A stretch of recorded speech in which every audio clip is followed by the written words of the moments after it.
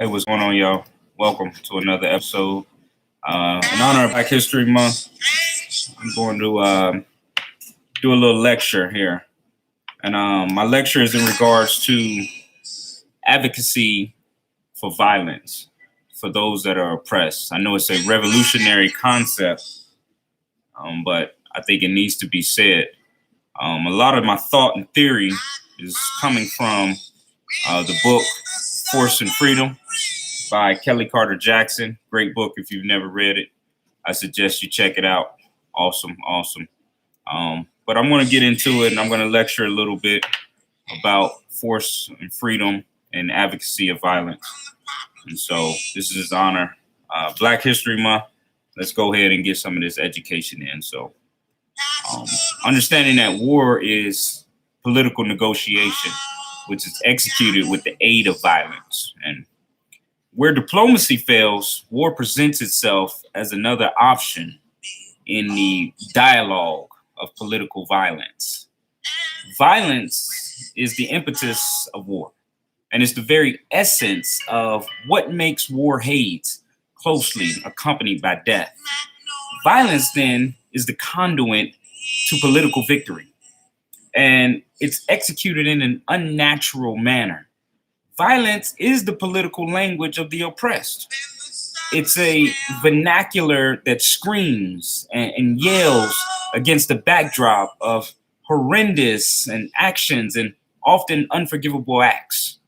So this body of work seeks to serve as a critical examination of the current poly-socio temperature at the intersection of race and oppression, and attempt to gain energy in the promotion of violence as a viable option on the path to liberation. The contradiction concerning force of freedom is the fact that the oppressor gained his freedom through the very same violence that he now tells the Negro is immoral. So lest we forget that American independence was birthed through sheer violence to the tune of thousands of souls compelled to give up the ghost on the battlefields of so-called liberty. America found that moral persuasion was inadequate in the quest for liberation from the crown, and thus resorted to political violence as a strategy in the pursuit of freedom. So why now is the Negro dissuaded from violence that predates freedom when it was good for the European who sought his own break from tyrannical oppression? The critics of violence often express concern with the necessity of force in this post-Chattel bondage era, citing the obvious that we've moved on from the physical chains of bondage and now exist in an era where many freedoms are afforded to the Negro.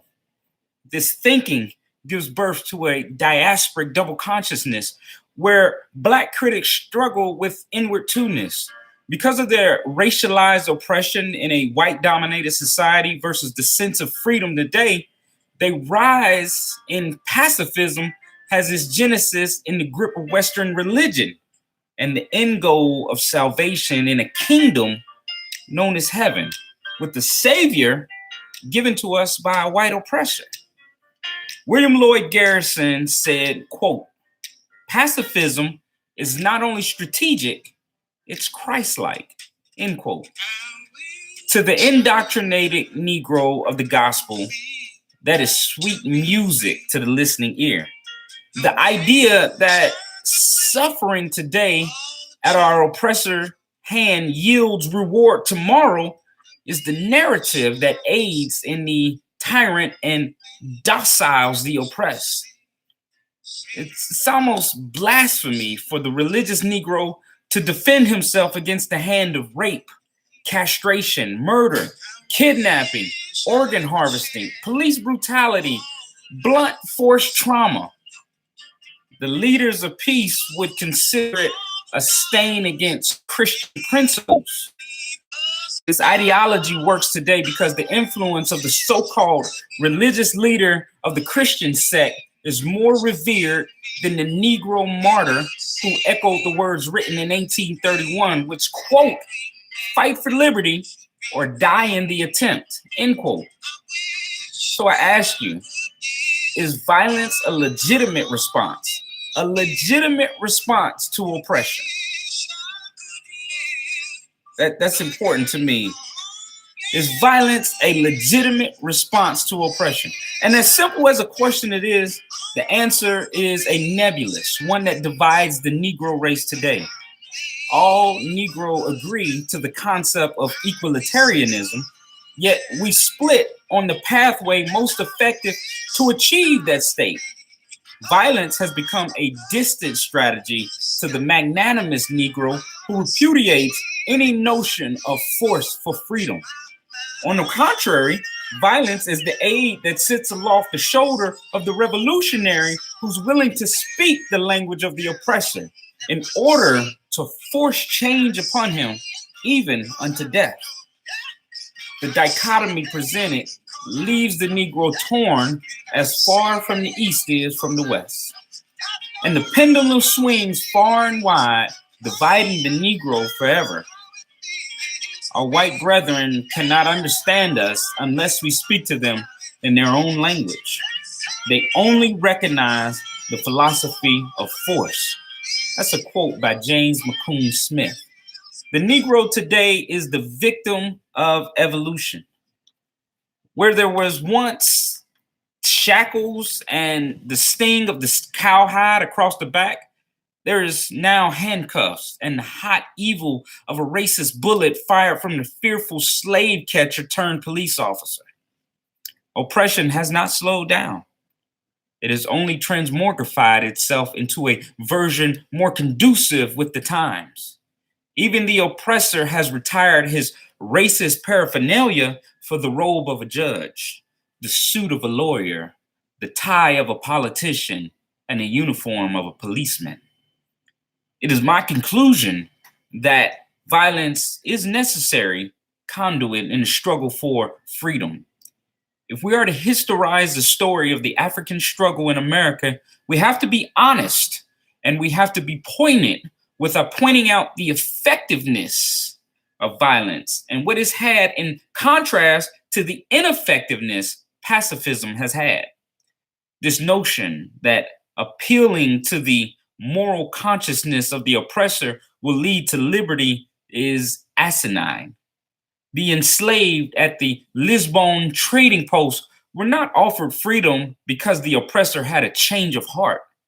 The captives of the Gold Coast were not given liberty because the oppressor came to a divine revelation of equalitarianism.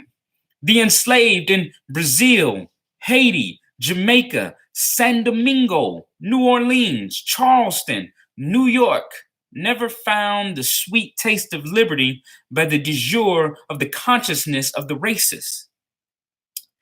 No people have ever gained their independence without the aid of violence. Violence is what propelled change, and to discredit violence and rob it of its place in history is an injustice.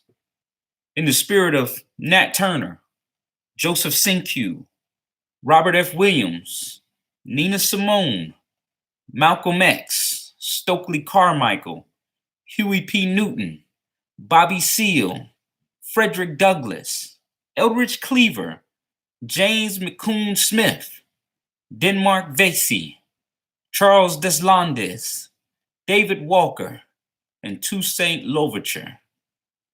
Rebel, resist, die if you must for freedom. Hey, listen, my name is Brandon Zachary. I appreciate you tuning in. Once again, that is my spiel based off the philosophy and the readings from the great book, Force and Freedom by one Kellie Carter Jackson. I appreciate you tuning in. Spread the word. Hit subscribe, like, and I see you on the high ground. Peace.